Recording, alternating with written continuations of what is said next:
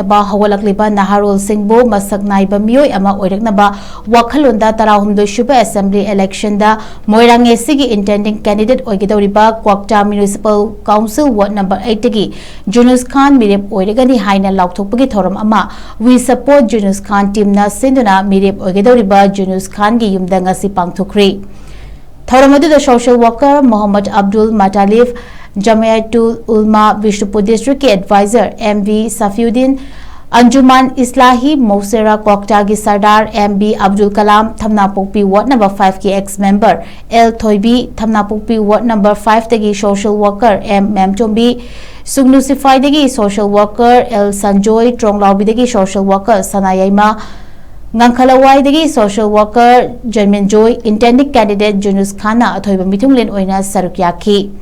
Thoramadu da moirang isigi tongan ba mafam dagi Junus Khan bu support tawba miyoi kaya laktuna saruk yakhi baga loinena hana tongan ba political parties singda achawba thodang lauram ba miyoi kaya su Junus Khan da support tawrak baga loinena nauna support tawrak laba miyoi singda Junus Khana lengyan figyanduna ikai khumna baga loinena taramna okhi थोरमदुगा मरी लेनेना जुनुस खाना फोंदोखिबदा हौजिक Moirang AC की तोंगान बा मफम सिंगदा hospital की खुदोंग चादबा मायुगनरी school सिंग मतिक चाना लैतबना लाइरबा इमुंग सिंग अंगांग सिंग कया lyric तंबदा सोथदुना Larry अदुना धर्म जात बिजात खाइदबा धर्म खुदिंग चप मानना मियेंगदा येंगबा ngamba कम्युनल की वखलोन याउदबा मोइरांग एसी की सेमिलोन चौखनबा याइफना बहोनबा ngamba मियांगी मिहुत खनबियु ngasi mahakna miyanggi mihut oina thoklage haina tholakpa asi kendra asigi oina hiram kayada awatpa kaya lairiba asi kharada oirabasu mengkhatpa ngamnaba honarapada mahapunung shibiba moirang esigi miyamna lakadoriba 13 suba assembly election asigi mihut oibiu harakpadagi miyamgi support ka loinana mirep oinaba thoklakpani loinana vote tase lauraga mihut khanbagi thabak asi hadakti toklasi मियांगी दमकता अफब थबक तौगदबा मियांगी अवाबा उबिबा माहिरोई सिंगी खनबिबा सानरोई सिंगी खनबिबा मिहुत ओइना खलसी हाइना फोंदोखी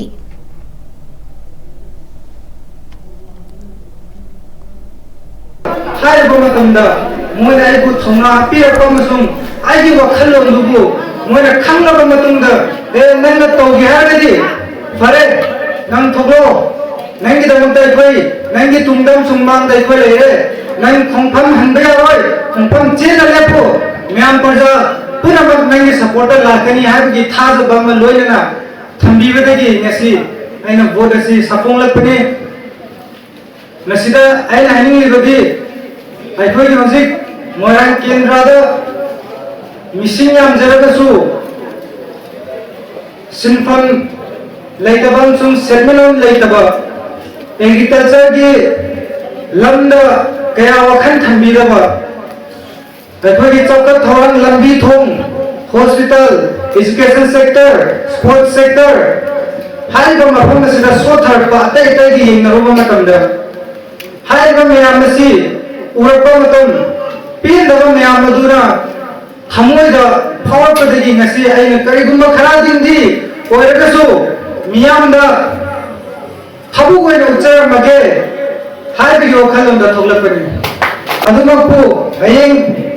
ishwar mai pakhan giduna miyamna nusibiduna mai pakhan giraba matungda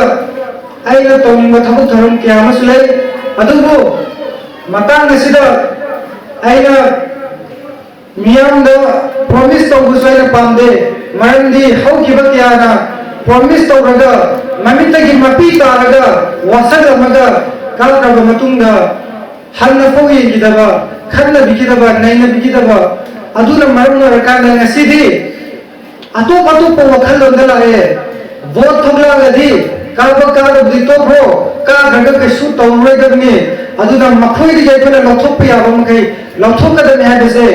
hogi batam kya dagi masi gi chana bisiyam amalae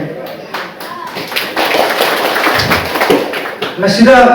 aina hani ebedi ai khoi ngasigi samanda lisinga amadi selkrai gi khallaga mihut khanda masina ai khoi punna tobinase apamba laibaki da magda khanda amali iramna masigi da magda khanda miyam amma nusina nimbi wakhalon chelaba adugumba miyoi